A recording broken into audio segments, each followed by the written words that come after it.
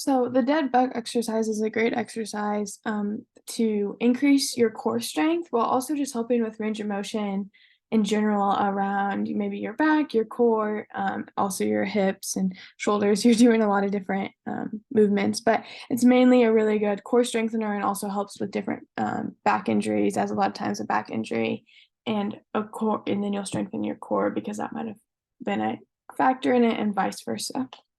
As you can see in this video, when you play, you're gonna have opposite leg and opposite arm become straight and extend while keeping the other leg at 90-90 and then your other arm 90, so perpendicular to your body.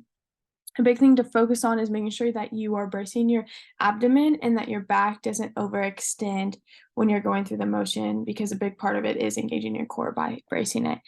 A general exercise prescription for this can be 3 by 16, meaning 8 each direction, and so 16 total. The reason for that is that since your core is constantly having to be engaged, it more needs to look on the endurance side of things than the endurance kind of strength wise, because you're constantly engaging your core.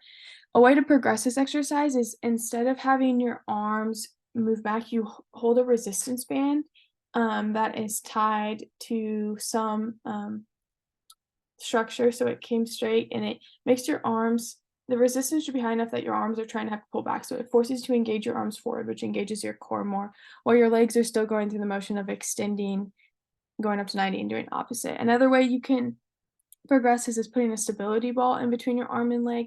So currently, as you can see in the video, a 90-90 in the perpendicular arm, the stability ball would be held by those two. Again, that would be engaging your core and forcing it to constantly stay in that way. You'd still be moving your arms back and forth. You could keep it when you add these things and still make it 3 by 16 by adding these other aspects to progress it. You can regress this by just doing less reps in general, but if the range of motion is difficult, you can also just take a stability ball and keep your both legs at 90-90 and your arms perpendicular, and just hold that stability ball and squeeze into that for 30 seconds and do 3 sets of that.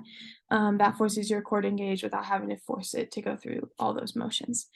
You want to discontinue this exercise if there's further injury, so that you shouldn't be really straining your abdomen at all, or if the range of motion hurts or like has an injury where you shouldn't be going through those range of motions. Again, you could regress it to the stability ball, but those would be reasons you want to discontinue it, or just progress to another exercise. If you're wanting to do more functional exercises, more power movements, not a lot of athletes or patients are laying on the floor like this and need their core to be engaged. So like sports wise, this isn't very functional. And so it's a good base to help create that strength, but you would again want to progress once you wanted more functional activity.